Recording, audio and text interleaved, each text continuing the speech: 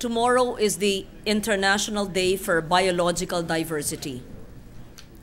The Philippines is one of the mega-diverse countries, a group of nations hosting 2/3 of the Earth's biodiversity and about 70 to 80% of the world's plant and animal species.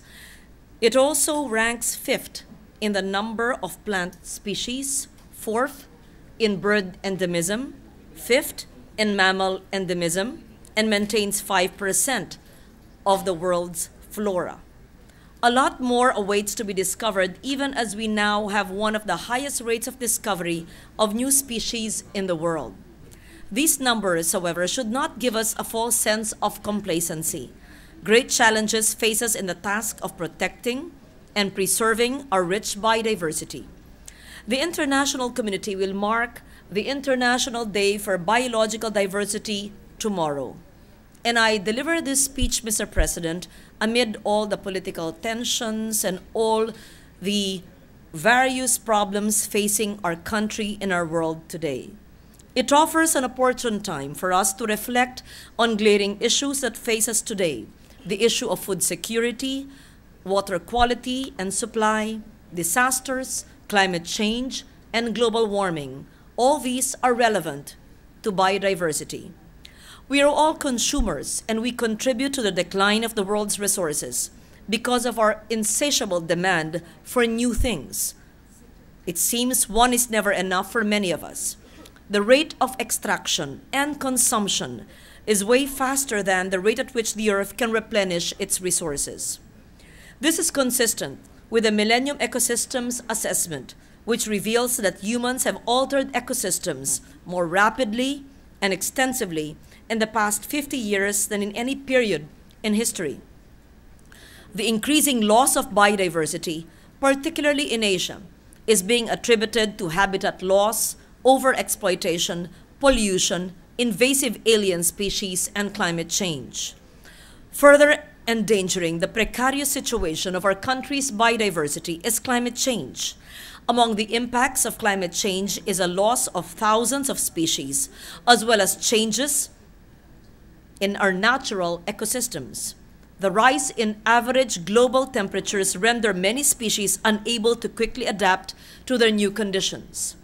The IPCC, or the Intergovernmental Panel on Climate Change, predicts that a 1.5 to 2.5% degrees Celsius rise in mean temperature in a span of 50 to 100 years will put 30% of our species on the brink of extinction.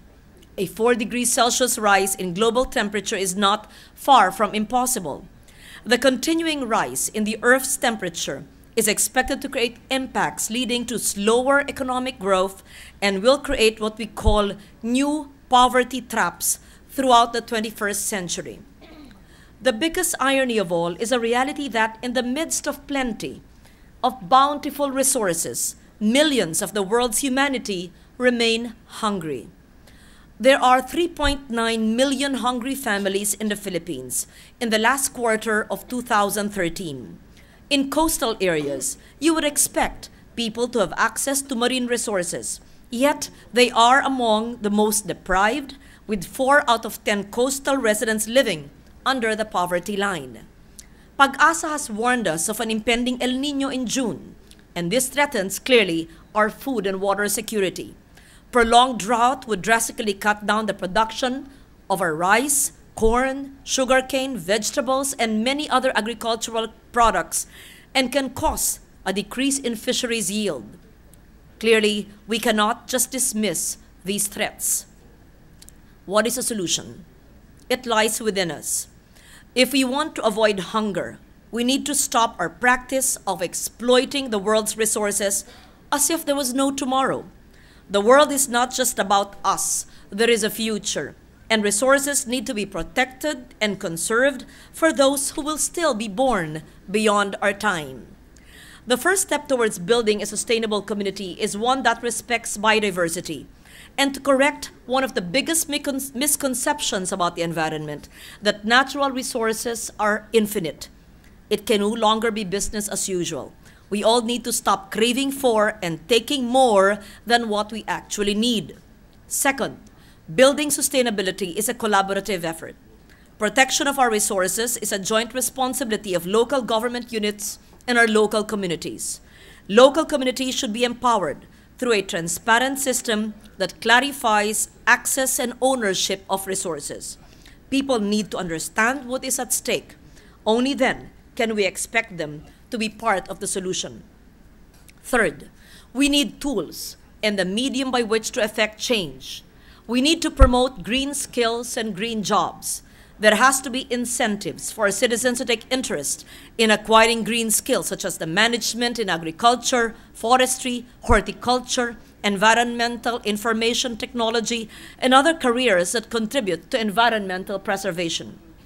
We should also strengthen efforts to encourage more renewable energy investments in the country, because this industry does not only promote clean and indigenous energy, but it can also provide thousands of jobs for our people.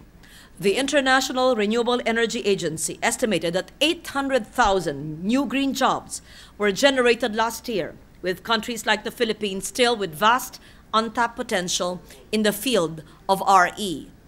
We have several proposed measures aimed at strengthening climate adaptation mechanisms and conserving biodiversity. The Integrated Coastal Management Act seeks to put in place a comprehensive framework that will promote the sustainable development of the coastal and marine environment resources. Section 8 says it ensures the participation of civil society and of the corporate and private sectors.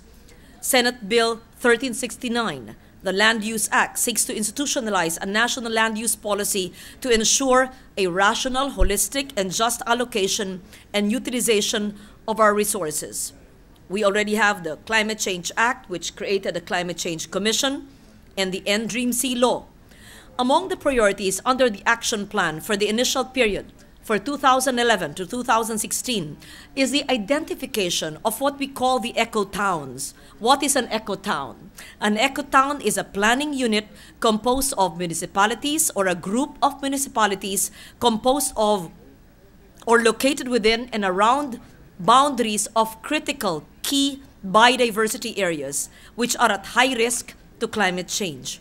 Ecotowns will be built around protected areas and key biodiversity areas using ecosystem-based approach that will scale up best practices.